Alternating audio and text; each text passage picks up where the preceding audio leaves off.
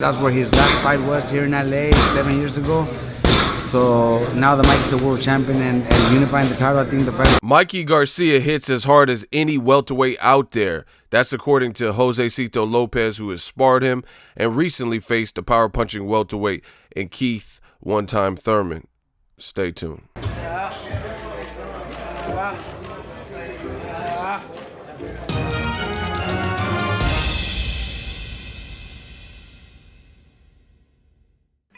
What up, Fight World? It's your boy Ego, and I'm back with some more boxing.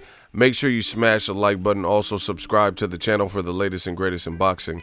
If you want to become part of the gang, notification gang, please hit the bell icon. Shout out to the Super Chats channel donations, the Venmo donations, and the Patreon family. We work it. Now, Josesito Lopez, he really extended his career with a solid performance versus Keith Thurman. It wasn't enough to win in January. However, he hurt Keith Thurman, and I believe it was in the 7th round, and he did good, held a good account of himself considering the odds and how favored Keith Thurman was, and it left a lot of people to speculate, will we see the same Keith Thurman that we've seen in action versus Shawn Porter versus Danny Garcia, based on, you know, Josesito Lopez' good game plan and the vulnerabilities that he exposed in that fight with Thurman. Now, Thurman is a power puncher. He's a boxer puncher, athletic, you know, KOs for life, one time, all that. Josesito Lopez is no stranger to punchers, and just, he has a good resume. He's been in there with Victor Ortiz, fought Marcos Maidana, fought Canelo, and he rated Keith Thurman's power as like cool, but it's nothing like scary. It's nothing like otherworldly.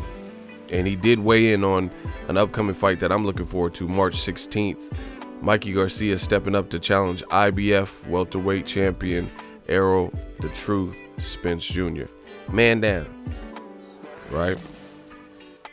Josesito, he's training with Robert Garcia. He's sparred with Mikey in the past, and he's been on record for a long time saying that Mikey Garcia, he's smart, he's the real deal. Now he's come out and said, he did an interview with Fight Hub, like the link in the description. He come out and said that Mikey, you know, he can hang at welterweight for sure. You know, he's hitting as hard as the welterweights. This is what he said exactly. I know Mikey Garcia does his homework. He's at his best. He's one of the best. He's out to prove in March. He can carry his power. The size is definitely Spence. You could tell height and length-wise. But if there's any fighter that I know and I've personally met that can carry their weight up into the higher divisions and put some hands on junior middleweights and middleweights, that's Mikey Garcia. Don't be fooled by his size. He's 5'6", he's 5'7" in stature. This guy can carry his power. He hits like a welterweight. Any welterweight out there, he hits as hard as them. I think this is a tactical chess match, and I know that it probably goes the distance. I think most people will be surprised by Mikey's power. He can carry his power, right? Wow. You know, this gets me, I'm glad Josesito Lopez said this, because this gets me hyped for the fight. You know, Mikey Garcia, nobody that I've seen really doubts his skill. You know, does he have skill? But the biggest hurdle is you're going up. People keep focusing on the size. Fuck that. It's not just the size of ERROL Spence. It's he's equally, if not greater. We got to see what happens in there. But they're both heavily skilled. They have a thinking brain, a boxing brain. And on top of that, ERROL Spence has the height, probably the reach, because it looks like Mikey Garcia had like T-Rex arms. Like, his arms don't look long to me, right? That's the problem that we're facing. You know, like Max Kellerman and a lot of boxing aficionados have said in the past, a good big man beats a great little man. You get what I'm saying? Because when you move up in weight, you know, things get leveraged. Just because you could be an immense puncher at, let's say, 135. Guys at 140, that's a different breed. Even if they lack some skill and aren't as quick and fast and, you know, all around overall good fighters, at 135, you know, let's say the guys at 140 don't have as much speed and quickness. Guess what they do have?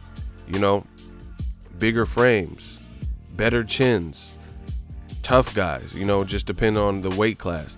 So you could be destructive at 135 and then move up and fight Ruslan Provodnikov, who's, you know, never really been hurt, like visibly, like in super bad shape, right? And it's a different ball game. Plus he can hit himself, you know what I'm saying? So moving up in weight and these types of things, it's a process, and it's tricky because it's not just what you see, what you get. You could be like, here's another classic, more recent example. Sor Rungvisai is a Muay Thai fighter who switched over and got into boxing. He had already lost to Carlos Cuadras, who is a guy that Roman Chocolatito Gonzalez beat. You know, it was a close fight with Cuadras, but Chocolatito beat Cuadras, right? Cuadras earlier beat Sor Rungvisai, but he got hurt late in the fight, but he very well beat him, right? But when Roman Gonzalez, he was like at the peak of, he was getting mentioned by ESPN, HBO. They're saying he's #1 pound for pound. At the peak of all of that, guess who he lost to? Sor Rungvisai. You know, and Sor Rungvisai was eating that rat, that flattened rat, getting his protein. And it doesn't matter that Carlos Cuadras or Roman Chocolatito Gonzalez probably do have more of a technique and more skill than him. Carlos Cuadras could box. Roman Gonzalez has, you know, good different tools to pick from too, right? But the age-old saying goes, styles make fights. It's really simple, and it's even simpler if you just keep it simple. You know, styles make fights. You know, there's a reason Maidana did better versus Floyd Mayweather in the first fight than Canelo did in his fight with Mayweather. Canelo didn't use his advantages. He tried to outbox and outthink Mayweather, think his shit was sweet. Maidana just went for broke. Rough knee, you know, roughing him up, punching on the arms, whatever he could do. You know, just that I don't give a attitude. You get what I'm saying? So, you know, styles make fights, and that's just what it is. And right now with this Mikey Garcia versus Errol Spence Jr. fight, I'm really looking forward to it. Truly, people. March 16th. And the difference is, it's not like Mikey's just going up to fight a limited, like Sergey Lipinets, who you got to watch out for a couple things. He's going up to fight against a welterweight that other welterweights have openly dodged or not shown too much interest in fighting. And he's coming up as the little guy and doing that. And again, it's not like Errol Spence is just this mindless brawler where he's going to give you good looks or one look. Look at the Kell Brook fight. I thought Kell Brook was doing very good in the early rounds. But Errol Spence, people forget about this. He did what? He made adjustments. And then he started breaking. He started closing that gap, breaking Kell Brook down, breaking him, battle of attrition, you know, wearing him down, grinding him down, putting him in that dogfight. Like, God damn, when is he going to stop? When is he going to stop pressuring me? When is he going to stop throwing these hard punches? And he started breaking him down and breaking him down. And before you know it, Kell Brook couldn't take no more. You know, it's just Errol Spence knows how to chop down that tree. So that's what's intriguing to me. Not really the size differential, but the skill versus skill plus, you know, added advantage like size.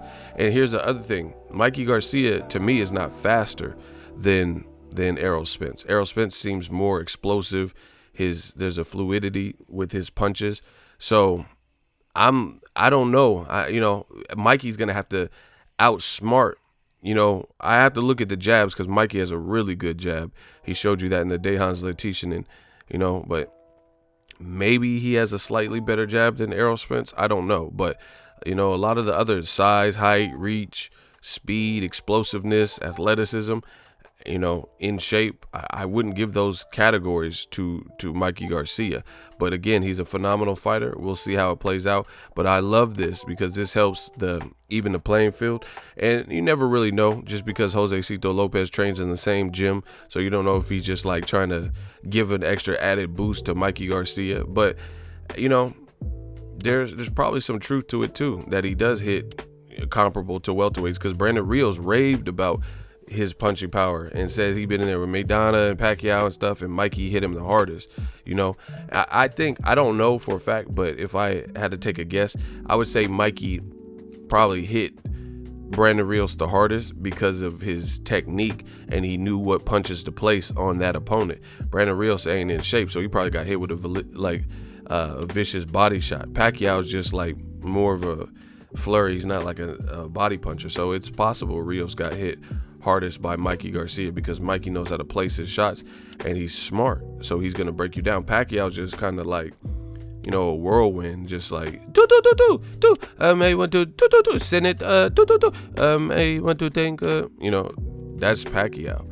But Mikey is methodical and strategic. He's looking for your mistakes to capitalize. So all in all, March 16th, it's about to go down. You know, Josesito Lopez has Mikey hard. He's hitting hard. He's hitting hard as the welterweights. Let's get it. Let me know what you guys think. If you're new to the channel, consider subscribing. You know, boxing videos, boxing news. I am the king of that. You know, we started this gangster shit. Let's get it. Let me know what you guys think. Spence versus Garcia, March 16th. I cannot wait. They also have a Fox on PBC on Fox. They have a 4-part documentary, like docu-series. So I look forward to that and any kind of programming on this, and you know, the upcoming fights we're looking forward to. Boxing's in a good spot. Make sure you smash the like button. As always, hate, comment, and subscribe. Till next video is Ego signing off. So if you enjoyed this video and want more content like this on the channel, you can show your appreciation by going to the PayPal donate button or the YouTube support button, and you can donate any amount that you feel is equivalent to the value of this video. Much more to come. Thank you guys for your support. Boxing Ego, the future of boxing.